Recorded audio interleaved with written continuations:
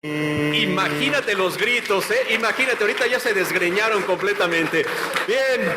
Y yo quiero mandar un saludo a alguien. Adelante, Tres Marco. personas. Yo quiero mandar un saludo a Fredo Esparza, Fredo Esparza. Lucha Blog, y mi main man, Rob Viper. Oye, Fredo Esparza como que no me quiere mucho, ¿eh? ¿O no? No, en el Twitter no me quiere mucho. Yo lo he visto. Pero bueno, mándale el O saludo. tal vez tenemos otro pique por este show que llega. Sí, 18 de marzo, tú contra Fredo. Ah, bueno, sí, estaría bien, pero no tengo mucho que apostar. Entonces, Marco Corleone, gracias, Marco. Es un placer platicar siempre contigo. Eres un gran ser humano. Welcome, everyone, to LuchaWorld Podcast, episode number 53. This is Alfredo Esparza. And I finally get to do the intro because Kurt Brown is not here. Actually, he called me earlier to tell me he was losing his voice, so he wouldn't be able to do the podcast. And I actually wanted to do a preview for Dos Leyendas. And since we already had a lot of news going into this podcast, I figured I could do it on my own. Actually, I didn't figure I could do it on my own. I just figured might as well do it. A lot has happened since the last podcast. We had a couple of wrestlers pass away. Hayabusa passed away at the age of 47 a few weeks ago. He actually suffered a hemorrhage in his brain. He's probably best remembered for being a top star for the FMW promotion out of Japan. Really one of the innovative high flyers of that era, of the mid-90s. A lot of wrestlers, and not just in Japan, but in Mexico and in the U.S., talked about what a big influence he was to their style and how much they enjoyed watching him over the years. His career was really cut short due to really a botched lion salt in 2001, where he basically, from that point forward, he remained paralyzed. He actually, it's really sad because last year he walked he took a few steps for the very first time since being paralyzed, and really sad that he passed away at the age of 47. I actually think the first time I saw him wrestle was probably the Super J Cup when I first got into tape trading, and then right after that I caught a couple of FMW tapes, and actually he was on a few Mexico tapes, lucha tapes, that I think the one I remember the most was probably one from a Tijuana, one of those Lucha Mania, I don't remember what it was called, but he was on one of those. And but really one of the things that I remember the most about him was really when WCW used to release video games. I had just gotten a PlayStation, and one of the first video games I bought was WCW versus the World, and he was on that as Habanero, and I always found that very I just found it funny that WCW changed all these wrestlers' names, but you knew who they were just because they didn't really hide the fact that this was who it was. But really one of the sadder stories in pro wrestling, that just a very talented wrestler whose career was cut short, and really to see him pass away at the age of 47, really sad. This past Sunday, one of the top luchadors from Juarez passed away. Cinta de Oro died at the age of 52 from a heart attack. He had actually wrestled. He wrestled on Saturday, where he complained about having. He didn't complain about. I don't think it mentioned that he complained about. The news didn't mention that he complained about chest pain. Just said he complained about feeling a little under the weather at that time, and wrestlers actually offered to take him to the hospital.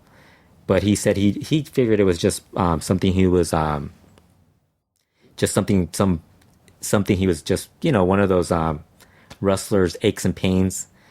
And on the next day, when his son went to check on him, he found him dead on his couch, or his on a chair. And really, it's kind of one of those things where you hear all these people constantly telling you to go to the doctor and check. If you're feeling chest pains or anything like that, you should go to the hospital, go to your doctor immediately. And when you don't really think about it till it actually happens. But Cinta de Oro was really one of those, one of the, I mean, I actually had a chance to watch him wrestle a lot when I was living in Juarez, in El Paso. And because Juarez Lucha used to be on television in El Paso. And he was one of those guys who, kind of was in that, I think he was kind of in between Atlantis and Angel Azteca as far as work, his work rate. Really talented wrestler. He had his name Cinta de Oro came from another local legend out of Juarez, Baby Sharon, who's one of the toughest exoticos. I think if you've heard this show, you know that we've talked about him in the past. Cinta de Oro, he came up with the Cinta de Oro look, the gimmick, the name, and everything. They gave it to Cinta, the guy who played Cinta de Oro, just to see what he would look like and what it would work, if it would work out. And he ended up looking really good in it. So he accepted the name. What the mask basically was, if you haven't seen the mask, it's basically just cinta means rope or lasso. And it's basically a rope, a golden rope going across the mask. And the mask was usually, the first time I saw it was blue, but later on he used red, like a wine, a red color, and also a black color. So, but I always found it fascinating because it was such a simple look, but but he made it look so much cooler than I think you see other masks nowadays where they're like so intricate and everything that's why you're into that mask. Like Mil Mascaras had a far more intricate mask. Ganek too, but his mask was very simple, but the guy made it look so much cooler. He's probably best remembered for this great feud with one of his longtime friends, and one of the other top technicals of that era, Rocky Star. Actually, there were technically two Rocky Stars because Crazy Boy 33 brought it over. Crazy 33 brought it over to took it over to Mexico City for CMLL, EMLL back then, and dropped the mask there. But there was another Rocky Star, and Rocky Star and him were basically their mask build up. Their build up to their mask their mask match was basically two. They were both technicals, but they were basically trying to decide who was the best luchador in Juarez. So they had to build it up. They built it up to a mask match to decide who was the number one guy in Juarez. And if you watch the match, it's on YouTube. I posted a link to it on the LuchaWorld Facebook page. It should be up there. It's one of the most recent updates that I posted. Basically, the finish of the match was basically a very bloody match. Rocky Star drop kicks Cinta de Oro out of the ring, and then Rocky Star decides he's got to climb to the top of the top rope and he decides to do a plancha. He's going to do a plancha on Cinta de Oro, except Cinta de Oro decides to move out of the way. Rocky Star crash and burns onto the floor. So referee Julio Quiroga, who was a heel ref in Juarez, and I think that a lot of the elements you see in lucha, a lot of it comes from Juarez. Because Juarez, if you go back to stuff written about Juarez in the 60s and 70s, you hear about the heel refs and stuff like that. So he starts doing the count, and Cinta de Oro gets back in the ring, breaks the count, stops. He gets in on time, and Rocky Star ends up being counted out. So he loses his mask via count out, and like you see the crowd, it is a packed arena. I mean, that was one of the big sellouts of Gimnasio Municipal in Juarez, and he removes his mask, gives it to Cinta de Oro, and Cinta de Oro says that to him, he proved to himself that not only was he the top star in Juarez, but also Rocky Star deserves to credit and of being the top star in Juarez also. Just a great finish. Cinta de Oro that year also took Ultraman's mask. Ultraman, back then, a lot of the luchadors would actually drop their mask in multiple places. So Ultraman actually dropped his mask, I think, in 2 or 3 different places. And in Juarez, he dropped it to to Cinta de Oro, and he would come back in the area to seek revenge, unmasked, to seek revenge on Cinta de Oro, and that was an ongoing feud. Cinta de Oro eventually dropped his mask to another Juarez legend, Fishman, in I think 1990. But he continued to wrestle. I mean, he was still. I mean, it's funny because I was telling Kurt when Kurt canceled to do the podcast, I was telling him I always thought Cinta de Oro was a lot older because I mean, when you're a kid, you don't really think these guys are. I mean, because that would have made him like in 1987. I mean, that would have made him like in his mid-20s, which is crazy to think that he was already he was a top draw in that area at that point. When you're a kid, you think these guys are like in their 30s, and especially now when you're watching lucha nowadays and guys are still going on. I mean, you got Negro Casas. Negro Casas is going to be main eventing a show this Friday, and he's well past 55 at this point, and still going strong. And it's just amazing to see that a guy, with so much talent could have done. He did a lot. Really, really a sad. I mean, I don't know. Maybe if he would have gone to the hospital, they could have helped him, saved him. But he did a lot. One of those great wrestlers out of Juarez that I sadly left us too soon. It's kind of sad because somebody posted a picture and it's like the picture of Juarez had Eddie Guerrero, Cinta de Oro, Konnan, and I think there's another one that had somebody else who passed away. And it's like you just look at guys from the 80s, you're like, man, these guys just go, time flies, and you see these guys pass away way too soon. Oh, let's get to some better news. I mean, I don't know if anybody, if all of you haven't, if you haven't watched it, I really recommend you guys watching Dragon Lee versus Kamatachi from March 4th. Great match.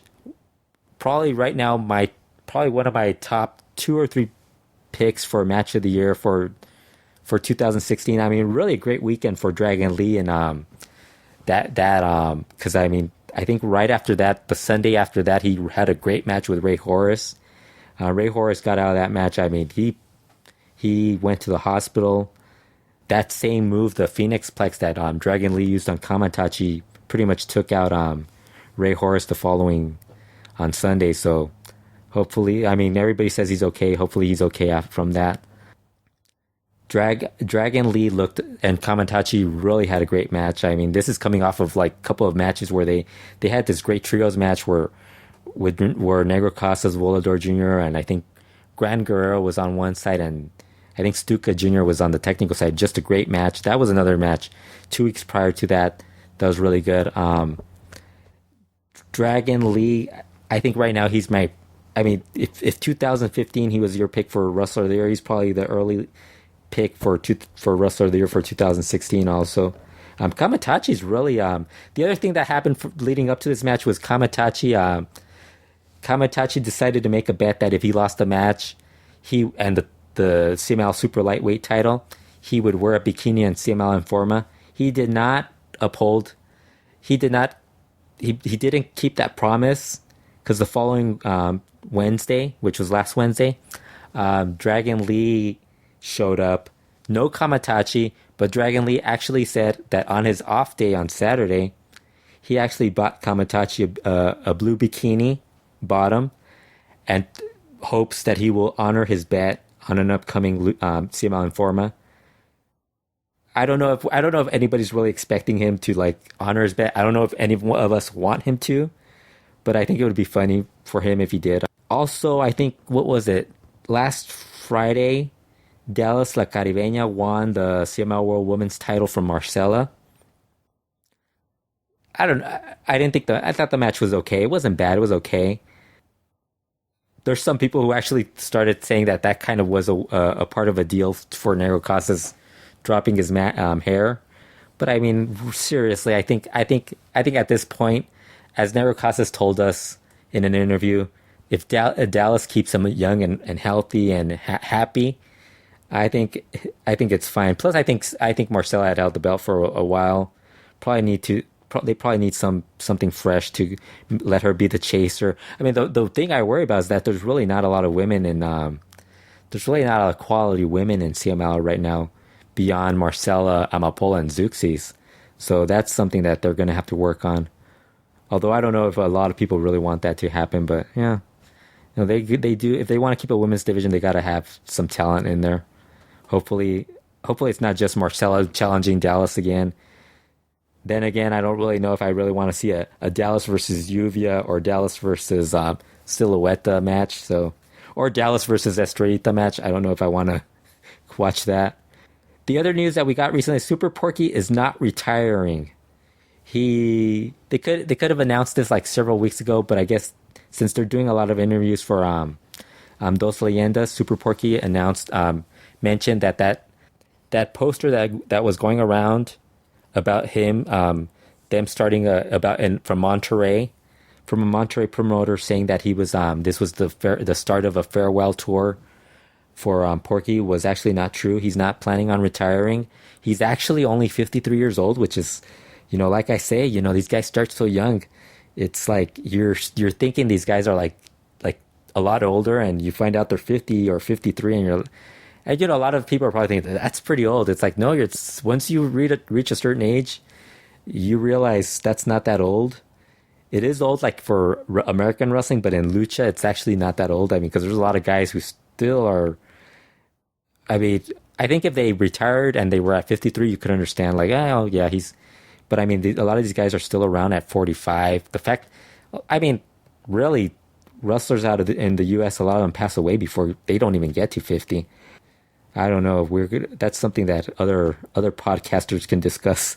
I really don't want to go into that. But Super Porky's not retiring, and he's actually offended that people are upset that he's going to be in the Dos Leyendas lineup card. He basically said that one of the reasons he thinks he should be on the card was that he actually got to team up with Liz Mark, and he has a valid point on that. But I don't know. I think a lot of people are kind of looking at Super. I mean, he's a guy who pleases fans still, so I can understand why they would want him on the card. Because as much as like those of us who are more into the want to watch wrestling, lucha, you want to see like the high flying. We want to watch Dragon Lee. We want to watch Rush versus Maximo, Volador Jr. versus Negro Casas. There's some internet entertainment value to Super Porky, and I'm sure, although I don't know if putting him against Cibernetico and Mr. Niebla is really the ideal type of match you really want to see. CMLL is also back to running Sundays. Elite is supposedly going to start running on Wednesdays, but this week they're actually running like 3 shows. I think they're running a Wednesday show, Friday, a Wednesday, Thursday. I think they're running Wednesday, Thursday shows, and then they have a Sunday show. So they're pretty much busy this week outside of being in Arena Mexico. So we'll probably know more about it probably next Monday, because at the rate they always update their cards, it's probably going to be a while. I guess we'll go through the Dos Leyendas lineup. They're going to be honoring Salvador, Luther Roth, and Liz Mark. The opening match is going to be the first time on a big show for Cien Caras' sons, El Cuatrero and Sanson, and they're facing Oro Jr. and Soberano Jr. Oro Jr., I'm guessing they're probably warming him up on there if they're going to honor Oro again or something on a show, or they probably just want to remind everybody about Oro passing away again. Soberano Jr. is really good. Oro Jr., I don't know. Since that mask match with Metallico, he's kind of he hasn't been, actually leading up to that match, I don't think he was as good. So I'm not sure about him being on that card. They could have probably had Star Jr. in his place with Soberano Jr. or anybody else really. Sanson and Cuatrero, if you haven't seen them wrestle, they're really talented. I actually think they're better than a lot of the, if they're probably not going to be long in the mid card, but if you're looking at undercard Rudos, a lot of the undercard Rudos lately, like a lot of the veterans, they're kind of being very rough with the technicals, the young high flying technicals. And I think Sanson and Cuatrero, at least their offense is better suit. Their style and their what they do in the ring is probably more suited to the modern technicals in CMLL. I think they're actually both very good. Cuatrero, he doesn't have the charisma that Sanson has, but he's probably the better. He looks a little crisper in the ring. Sanson, where he looks a lot better in the ring is where he the mannerisms. If you see a lot of his mannerisms, or when he gets thrown over the top rope, it really reminds you of Cien Caras, his dad. So I think at some point they're definitely going to be main event guys in CML at some point. The second match is Los Hijos del Infierno, which is surprising that they actually have all three together. Teaming, they have Mephisto, Luciferno, and Nefesto going against Ángel de Oro, Rey Cometa, and Titan. I should say that for the opener, I think Cuatrero and Sanson are probably going to win. I just think it'd be a good way to get those two guys to get over in front of a larger crowd. And I think I'm guessing they're probably going to be in En Busca de un Ídolo if they do that again this year. Back to the second match. Hijos del Infierno are facing Rey Cometa, Titan, and Ángel de Oro. Basic I mean, it's kind of weird. They've been talking about a Titan, Máscara Dorada, Triton trio, and then Titan and Triton talked about forming a trio with Esfinge, and of course they decided to go with the random Técnico trio, which I'm fine with because I like Rey Cometa, and Ángel de Oro is he's okay. This match might be good if Hijos del Infierno come in with their working shoes. I have no idea where Hechicero is, which is kind of, that's one of those, I just thought about that right now because I was thinking about this because of the Luciferno Hechicero thing. He hasn't been around lately. I'm curious if anybody knows where he's at or what's going on with him. Send Kurt an email. He'll see it in about a week. No, just let me know via Twitter or send me a message, whatever you guys want to, you know how to reach me. Ángel de Oro, Rey Cometa, Titana. I think the Hijos del Infierno are probably going to win. I'm guessing that the Rudos are probably going to win the first two matches just to keep a little bit of a balance on the card. Like I say, this should be an okay match. I'm not really sold on. I kind of would have liked. I would have liked if they would have kept that trio of with Titan a little more consistent. But it's CML. They never like to keep these trios together for too long. Third match is actually one of the matches I'm really looking forward to. Mexico versus Japan in an Atómicos match. Dragon Lee, Máscara Dorada, Místico, and Valiente versus Fujin, Kamatachi, Okumura, and Rajin. I think Team Mexico's gonna win. I have I should have mentioned I have Hijos del Infierno winning the. I already said that. But I have Team Mexico winning, beating Japan. I just think. Well, you never know, but I think they should probably win that. Could probably steal the show. I'm not really sold. I'm not really completely sold on Fujin and Rajin yet. I mean, they've been okay when I've seen them, the times I've seen them, but I mean, they'll probably look a lot better with Okumura and Kamatachi together. The times I've seen them, they're usually teaming with Scandalo or somebody else, and it's like it kind of falls apart at some point during the match. But this should be good. Fourth match is Rush versus Maximo Sexy in a hair match. I think Rush is going to win. Maximo Sexy doesn't have a lot of hair anyways. This feud has been pretty great. Maximo has been he actually kissed him in the last show and told Rush that he knows that he likes being he liked being kissed by him, and Rush is very upset about it. So I'm imagining Rush is going to just kill Maximo. The fifth match is the match that kind of everybody's kind of not really that thrilled about. Has Atlantis, Marco Corleone, and Super Porky versus Cibernetico, Mr. Niebla, and Ultimo Guerrero. I'm surprised Caristico didn't make this show, but I think he's booked elsewhere on that day. I don't know. It's probably gonna it's gonna have good crowd heat. It has a lot of the guys who get a lot of reaction from the crowd. I don't expect it to be a good match, but it's gonna be entertaining at least. Hopefully, the last show I watched, Super Porky was on. They did this. They had Rey Bucanero kick him, roll him out, by putting his boot on him and rolling him out of the ring. And when he gets to the rope, he can't get through the rope, so he stays stuck in there for a while. And it was funny, but I mean, I don't know if it's supposed to be. It was intentionally done, but it just kind of looked sad at the same time. I feel bad for Super Porky when he's climbing down the ropes, but climbing down the stairs. But it's like, he still likes doing it, and it's not gonna affect me if this one match is really bad. But I expect it to be entertaining. I think they're gonna have Atlantis, Marco, and Super Porky win that match. Main event is Volador Jr. versus Nero Casas in a hair match, and I think Volador Jr. is gonna win. The last show, Nero Casas, they had a trios match, and Nero Casas got help again from Puma and Tiger. I'm guessing either Puma or Tiger are going to do the announcing again and probably going to get involved in the match. Only this time I think it's gonna backfire. Volador Jr. keeps saying that he has a surprise for Nero Casas, and on the last Informa he mentioned LA Park as a possible surprise, but he said he didn't know if that was even possible. That would actually be a pretty cool surprise, and probably be kind of cool to like lead into like a Volador Jr. if they were going to continue this feud, or if they want to do Volador Jr. versus Rush, start the Volador Jr. versus Rush feud. LA Park siding with Volador Jr. would be pretty cool. I don't think that is going to happen, but that would be kind of cool. I have Volador Jr. winning because I actually kind of think they're going to start. I think they're going to start leading up to a Volador Jr. Rush hair match for the anniversary, which I think would be pretty great.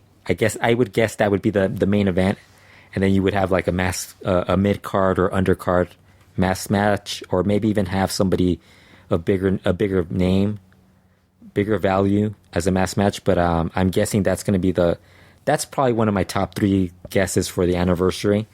The other one is Atlantis versus either one of those guys. And probably the third would probably be in something else with, I'm guessing Rush. Who knows?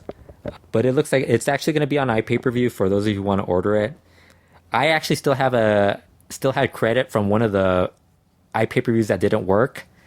I had the $12 credit, so I'm actually going to use that. And the funny thing is, when I was going to order it on Monday, but I decided to wait a bit. I noticed that they were gonna if I used on PayPal, it would be the $12 because the fee that they add. But if I used the credit, I would actually keep I think about 75 cents of credit still in my account, which I thought was weird. But so I'm actually going to use that to get this pay-per-view. If it works, great. If it doesn't work, hey, I get more credit for another pay-per-view that's not going to work. So that's all the news for CMLL. I'm sure there's more. Actually, Marco Corleone mentioned Lucha Blog, Rob, Bihari, and myself on CMLL Informa. And if I wasn't watching that show, we wouldn't have even noticed. So I just wanted to thank Marco for that. He didn't have, I'd have a clue that, he follows us. We interact with him and sometimes and stuff like that, but it was really cool that he actually mentioned us. And the other thing of that was, I don't hate Julio Cesar Rivera. I mean, I criticize some of the stuff he does, but it's like, I don't hate him. So I just wanted to mention that. And if he still thinks I hate him, that's fine. I don't really care. AAA news. The big AAA news really is Konnan seems to be very upset at AAA. I think he's gone from AAA. I think we could... Dr. Lucha mentioned... I think the last show we did, we mentioned this, that there was actually a possibility he was gone. I think he's really gone. or it's a really good angle, and it's like... But he mentioned on Twitter that he started off by saying that he had news to mention, to report at a later date. Then he said Dorian Roldan had no word. His word meant nothing. And then the most recent one, he mentioned how AAA owed Chris Masters for an injury he suffered, which even Chris Masters has mentioned. And then he mentioned how AAA owed Johnny Mundo, Konnan, and Brian Cage money. So it's funny because today I'm recording this on a Tuesday. Today is they're doing Lucha Underground at South by Southwest. They're doing a conference, and Dorian Roldan is there, and Rey Mysterio is there. And where Rey Mysterio is, I'm guessing Konnan has to be there. So it's got to be an awkward situation. The other situation, there's a lot of crazy shit going on with AAA. The other weird thing is they debuted Octagon Jr., who used to be Flamita and Fireball. I think he might. I don't know if he's going to use Flamita still on the Indies, or if he's even going to do Indies, because I think he's going to be busy with Lucha Underground and AAA. Oh, did I let that slip? Well, you guys, anybody listening to this probably knows that by now. Octagon was very upset about not being told that they were debuting a new Octagon Jr. or asking him for permission to create a new Octagon Jr. And so he took to social media to renounce the Octagon Jr. and saying he didn't give his permission for Flamita to be to use the name, and very upset at AAA. And the thing that you'll notice is AAA actually trademarked the name several years ago. They actually Octagon did an interview later on. Octagon also released his a clothing line, which is a good way to like prove that you're actually Octagon, by the way, which is actually one of those weird things, because I didn't realize that, but apparently if you have stuff with your name and you've been promoting that stuff for years, that's actually enough proof. That's also added proof to although I think he would have had to have done it prior. Octagon's his lawsuit is basically going to be his lawsuit is basically him proving that he had used the name of Octagon before AAA existed.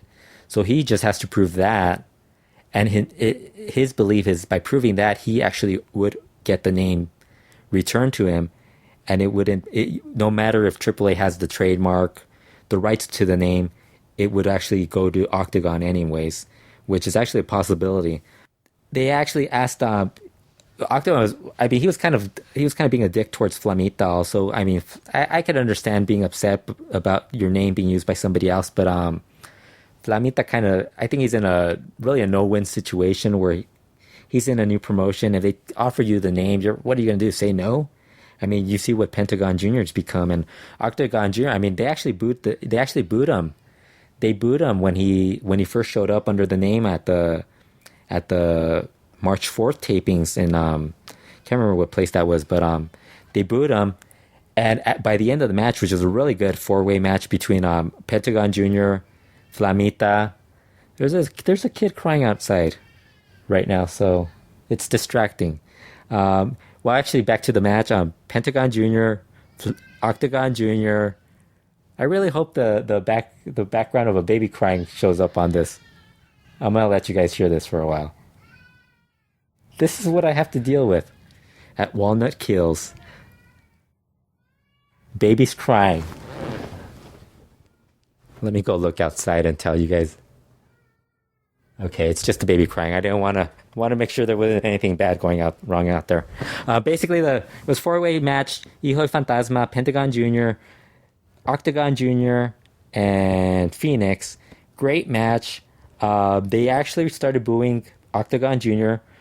when he showed up. By the end of the match, it ended up being Octagon Jr. versus Pentagon Jr. to determine the finalist, the fourth finalist in the Reyes match.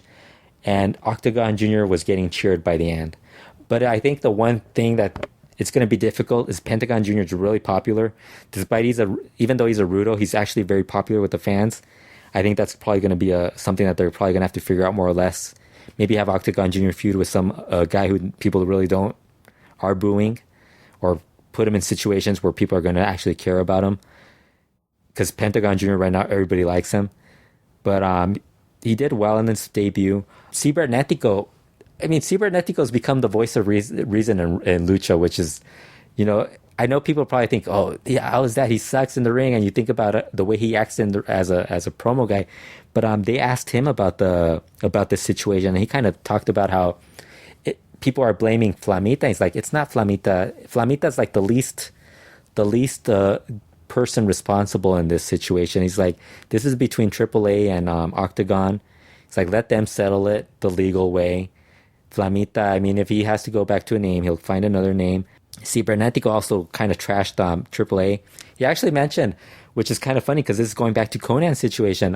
Cibernetico mentioned that one of the reasons he left AAA was because was because he actually the pay in AAA, according to him, a main eventer was basically making what an opening match guy was making. And he kind of says, you can't really, that doesn't seem fair when you're seeing the promotion. He's like, you're seeing AAA going, they're trying to be worldwide and trying to be in the US with Lucha Underground and all that. And he was saying, like, we're basically being paid like preliminary guys. So he kind of got upset, said, if you're not happy in this situation, he's like, and this can be for anybody in anywhere. If you're not happy in your situation, you have the option of leaving. He said, so he left. And he was talking about how there really isn't a monopoly. He, in his opinion, there's not going to be a monopoly in lucha because now you have CML. In the past, you had CML and AAA, and then really indies weren't really, they were struggling. And he was talking about how now with Elite and all these other promoters putting money into wrestling, you're actually seeing Tinieblas Jr. with his full promotion, like they're booking a ton of shows. I don't know if he's making money, but he's got a lot of shows, and apparently he claims he has 700 wrestlers on his roster, which already beats that whole Jeff Jarrett Global Force thing by like 200. So he's saying that's basically, there's more options for wrestlers, for luchadors. If they don't want to be in one place, they can go elsewhere and be happy.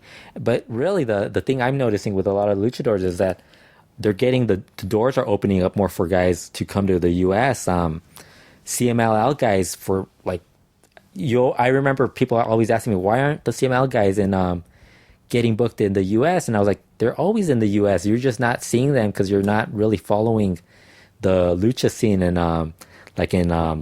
Los Angeles, or actually California, Chicago, Texas. You'd always see guys from CML in those areas. Not all the guys, but some of the guys who actually already had their visas, like Ultimo Guerrero, Atlantis, Blue Panther. You'd always see those guys. Nero Casas sometimes, although he hasn't been around. He's actually been sticking more in Mexico City more often. You're now seeing guys like Barbaro Carbonario, Mascara Dorada, Rush. Volador Jr. is always in it. I mean, Volador Jr. comes to LA at least 4 times a year, so there's actually more guys getting booked outside of that. And really, it wasn't until Lucha Underground started where you started seeing the AAA guys getting booked in the U.S. And now you're seeing Pentagon Jr. not just doing Lucha Underground, Phoenix, Hijo del Fantasma, Tejano, not just doing Lucha Underground. They're actually wrestling in other indie shows. They did PWG, Chikara. They're doing they were in Texas and Atlanta, in the Atlanta area this last weekend. So right now they're in South by Southwest in Austin. So there's a lot of Cibernetico. I mean, Cibernetico, the last time he was in, I think the last time he was in the U.S. was like in 2008, 2009 when they did that tour, and that was going to be with Lucha Libre USA that just fell apart. And I mean, now he's getting booked in. He was in New York. He's going to be in Pacoima in a couple of weeks. So you're really seeing a lot of guys getting. That's really been the big opening for these guys. Plus, a lot of these guys are seeing merchandise and all this stuff. People they're finally figuring out how to sell stuff to outside of Mexico City. Because I mean, I don't know about these guys. Why these guys didn't realize this, but people in the U.S., in Japan, outside and other parts of the world, they actually want to buy merchandise. They actually they actually want to help guys make money, like support them, because they got a cool shirt, you'll buy it, Ingobernable shirts, all that stuff. Although I never got my Ingobernable shirt.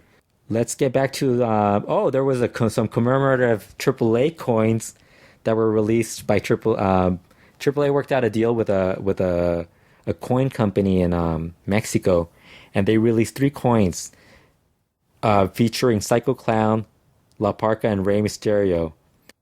I don't know, they're available in Mexico, but I haven't heard if they're going to be available outside of Mexico. They look cool.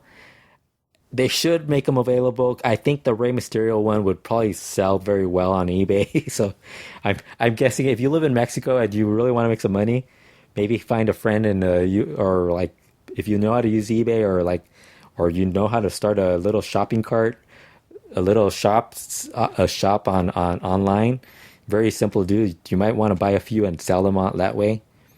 Or maybe somebody like has a couple of bucks. I think they were going to range between I think 400 and 500 pesos, somewhere around that range.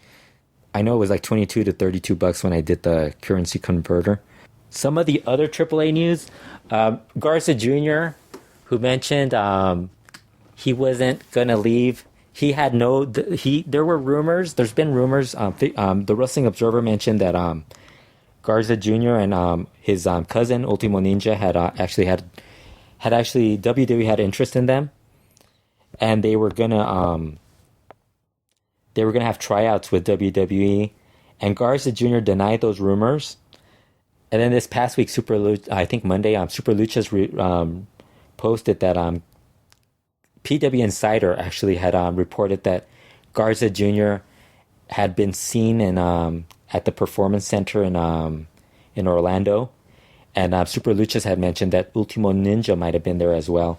So much for believing luchadors, taking them by their word, because this apparently did happen, and they just didn't want to reveal it. Which is all. That's the normal thing for anybody going to WWE. Let's see what else. Well, I guess we should do the Reyes preview now that we know the full lineup.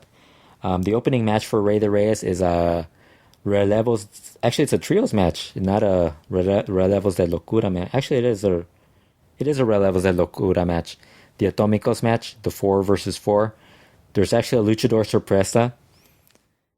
Fabi Apache, Mascarita Sagrada, and Pimpinela Escarlata versus Mamba, Mini Charlie Manson, Taurus, and Taya. Luchador Sorpresa, I'm guessing, is going to be Octagon Jr., maybe. I'm just assuming it's him every time, so. I'm thinking the Technicos probably win this match. Second match is for the AAA Trios titles as Zorro, Dark Scoria, and Dark Cuervo defend against Aerostar, Drago, and Phoenix. Aerostar, Drago, and Phoenix are the King of Trios that won in Chikara. That's the name they're kind of using, and I think that's the name they're using for the building up to this match. I'm going to guess that Aerostar, Drago, and Phoenix are going to win. And it's good to see Aerostar and Phoenix teaming up again after they had that little disagreement on Twitter, which led to Phoenix actually getting rid of Twitter. So that was actually a good thing for Phoenix. Not everyone can have Twitter and live with it. But that should be a very good match. It's kind of weird because Zorro has like been around for a long time in AAA, and it's like, I don't know, for some reason lately, like, hopefully he'll look good in this match. I don't even remember what he's looked like because it's like he's always in and out of, like, I don't know, like he's always like been there, but you're always forgetting about Zorro. Like, oh yeah, there's Zorro. The AAA tag match, of course, it's a 3-way tables, ladders, and chairs match. Averno and Chessman defending against Daga and Joe Leader, and Australian Suicide teaming with Jack Evans. I have no idea why Angelico isn't in this match, since he's healthy, I guess. So, but that's Australian Suicide and Jack Evans. I think Averno and Chessman are probably going to keep the titles. Poor Jack Evans continues to be in these types of matches. I don't think he's ever been in a regular tag or a singles match on a AAA big show. It's always one of these type of matches. The Rey de Reyes final is set. It is Blue Demon Jr. versus Villano 4 versus La Parca versus Pentagon Jr. And I think I would think Pentagon Jr. would win, but I'm guessing La Parca is going to win because considering the Roldans have taken over and Konnan isn't around, so I'm going with La Parca. If all else fails, go Parca in anything involving one of these multiple person matches. I really want Pentagon Jr. to win, but I'm guessing Parca's going to win. The fifth match is Psycho Clown versus Dr. Wagner Jr. Yeah, I'm guessing I'm going to go with Psycho Clown winning some way, and maybe this leading up to something else down the road with Wagner. I don't know. I think Psycho Clown's going to win. Sixth match, El Mesias versus Tejano Jr. for the AAA Mega title, World Mega title. I am going to go with Mesias winning. I think he's going to win.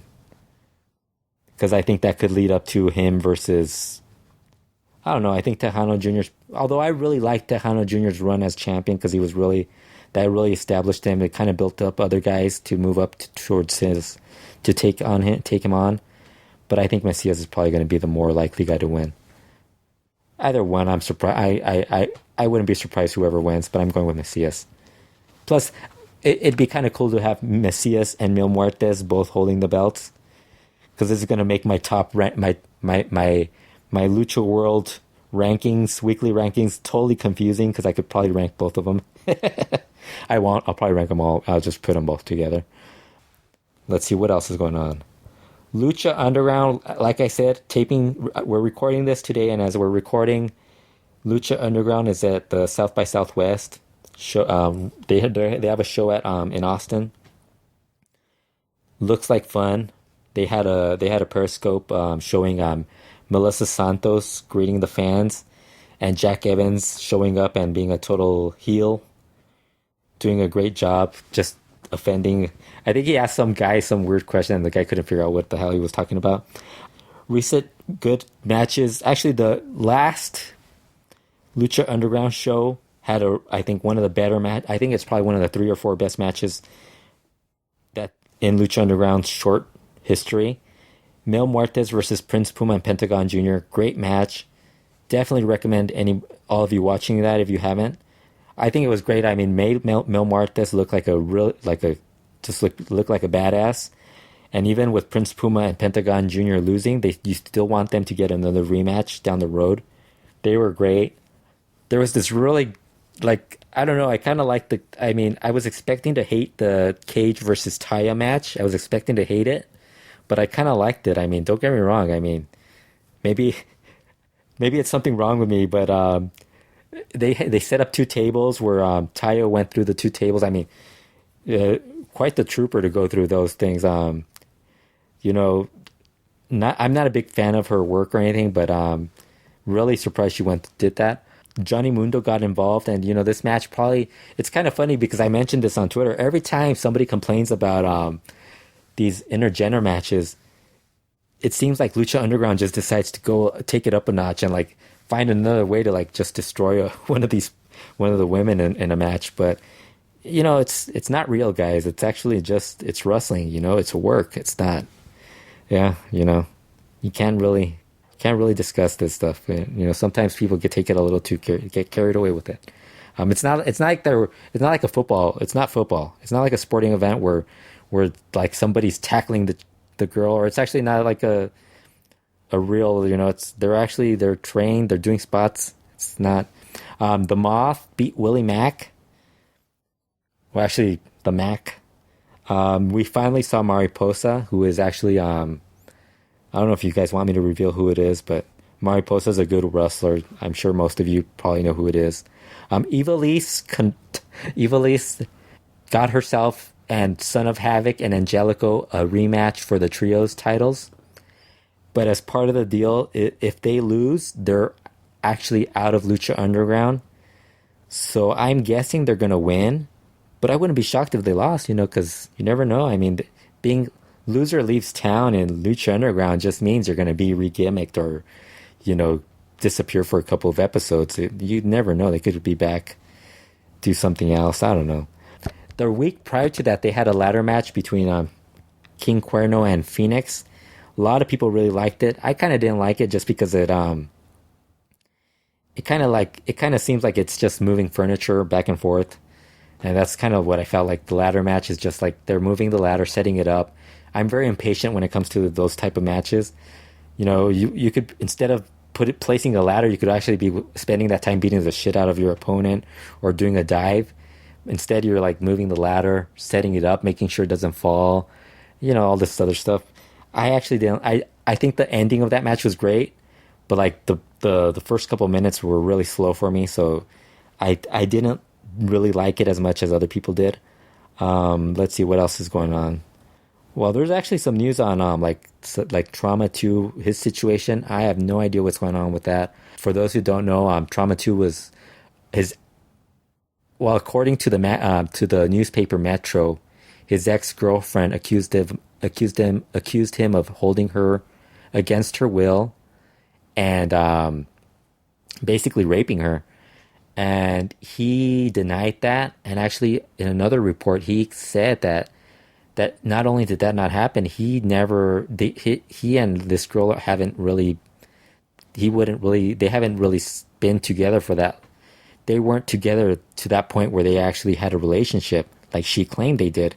So that's just a sticky situation where I have no idea what. Hopefully, I mean, I met the guy, but like I said, you never know with, there's always, when it comes to relationships, you just don't want to, you don't really want to comment on that because you never know what a guy or girl are going to do in a relationship. There actually was a good show. If you guys haven't watched it, Charo from December, that show is now up on YouTube. I haven't watched it, but I recommend everybody watch that. I'm probably going to watch that, and I'll probably talk about it on the next podcast. If Kurt's not available to do that, then I'll talk about it again on my own. You guys can think I'm crazy for doing a podcast on my own. I kind of think it's kind of like, now I know how difficult this is for Carl Stern to do. And now I have much more respect. I already like Carl Stern. I don't agree with everything he says, but I do actually like him. Really like the stuff he does, the historical work he does on his podcast. I do like that. I disagree on I'm sure he changed his opinion on Negro Casas as he's caught up on Lucha and all that. But I have newfound respect for what he does doing a solo podcast, because it's very difficult to do a talk for I'm already reaching an hour and I've been talking and it's kind of like I'm already getting tired talking. What else is going on? But I do recommend watching that show. The other stuff I have to talk, I haven't watched the Fantastica Mania shows, and I keep saying I want to watch it and talk about it, but every single week, I swear, there's a Puebla show on Monday. Tuesday, there's a Reina Mexico. I haven't watched, Puebla has been so bad that I haven't watched it lately. The Tuesday shows have been so bad, I've only watched parts of them. But now I watch Informa on Wednesday. I watch Lucha Underground. And then the Mas Lucha crew does this show called Esto es Lucha, where it's like basically a kind of like Pardon the Interruption. I think I might have mentioned that on the last show. And they have guests on a weekly basis. And the last show they had Caifan on the show. And I don't know if like many of you guys know, Caifan is from Monterrey, and one of the first people I met. Actually, one of the first people I met from online from Mexico was actually a guy from Monterrey named Roberto, and he used to if you guys have seen the Atlantis versus Viano 3 show match and the entire show, he's basically the guy who was the source for that. So he's basically the guy who really got a lot of us into getting to know a lot of the people in Mexico, in that region in the Monterrey region. And one of the first guys that Roberto he did it because his son Roberto Jr., who we used to call Robertito, who now he's I think he's 21, 22 years old, about to get married or got married. Robertito is now Roberto, and he's actually does news on. I think he's the sports guy on or I don't know what he is on Multimedios in Monterrey, one of the channels in Monterrey, and he used to do interviews with luchadors back in when he was 6-7 years old, and his interviews, for a kid, they were a little, they were short because when you're a little kid, how many questions are gonna, these guys are busy and they gotta do other things, so he did that for a bunch of years, and one of the first things he was one of the first guys who did a news board. I think he still uses the same news board. I think he still has the same website. I tried to talk him into doing a WordPress site, and I guess I think that he might have misunderstood my my suggestion and actually started a WordPress, on the WordPress.org site. When I told him, I think your every website, when you buy your host offers all these different programs or software programs, and one of them is WordPress, and I kind of thought maybe he could get it that way. And so he did that, but before that he actually he used to do online chats, And one of the first online chats for Lucha was actually the Caifanes, both brothers, and we would actually ask them questions. I think there were like 8 people on the 8 guests on the show asking them questions. I think it was I know Rob was one of them, I was one of them, and I think there was somebody else that we still talk to right to this day. But there was like 8 to 10 of us, and so one of the things we always wanted to know was what happened to his brother, because his brother actually quit the business to he speaks well, the way he said it, because they don't say minister or pastor, they say he preaches the word. And that was the word of the Lord. So that's basically what he's doing now. The other thing that he talked about was he was talking about what happened to Monterrey Lucha, and Monterrey Lucha was really hot because I was surprised because I thought the Mas Lucha guys had actually heard about this before, but the Mas Lucha guys were telling him that they barely found out about Caifan and Hechicero in 2010 when Perros del Mal ran a show in Monterrey and brought them in as to film the show. And they were asking him at what point did Monterrey Lucha die down? Because I mean, if you guys don't know about Monterrey Lucha, it really fell apart. And really, when it fell apart was when Lila Cavazos, for those who was a promoter in Monterrey, she was a promoter in Arena Coliseo Monterrey. She's also the mother of Antifaz del Norte. She passed away, and when she passed away, that whole area, because if you look at it, 2003 was really when you saw the noticeable decline in not just the attendance, but the quality of the shows. I mean, it started getting a little more comedic. A lot more guys were slacking off on what they were doing in the ring. You used to have like Alley Park and Dr. Wagner Jr. and Silver King all like playing grab ass and stuff like that. So it kind of just fell apart, and that's what Caifan was saying. He said that before that, I mean, because he started in 2000 or 1999, 2000 or some time like that, and he was saying that if you watch those shows, and it was true, they were packed houses. Caifanes were feuding with the Orientales. You had young guys like Ricky Marvin, Volador Jr. coming in, like towards the 2000 2002 era. And he was talking about how they were like really hot crowds, and he was talking about how that business back then, Arena Solidaridad, would run show. They were tied in with AAA. Arena Coliseo Monterrey was tied in with CMLL at that time, and both arenas would pack houses. And now it's like a ghost town in that area. And what happened was, and it's funny going back to Roberto Jr. started running. He was the promoter. He wasn't really he was the promoter only of Llaves y Candados. Later I think he started like in the late 2011, 2012-ish era, 2010, 2011 era. And what they would do, they would actually bring in celebrities to work with Konnan Big, and that became the big thing.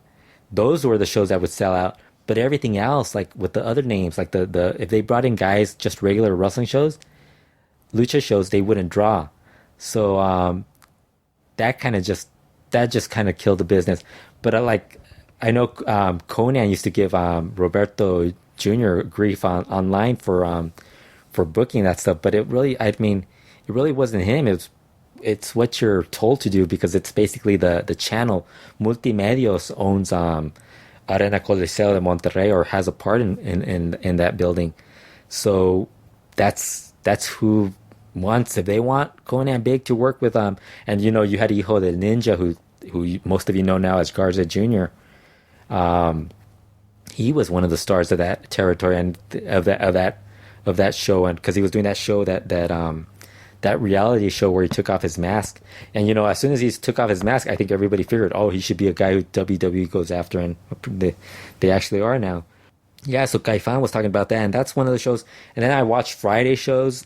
So basically, it's hard to watch all this other stuff because I'm watching all this other stuff, and everybody keeps posting stuff on YouTube, and it's hard to not, like, if it's an interview, I'm watching it. I have to watch interviews because I like translating some of the stuff just to get people to, because I'm sure some of these guys have interesting things to pass along. So this week, Dos Leyendas, definitely you gotta watch that. Order it on iPay-per-view.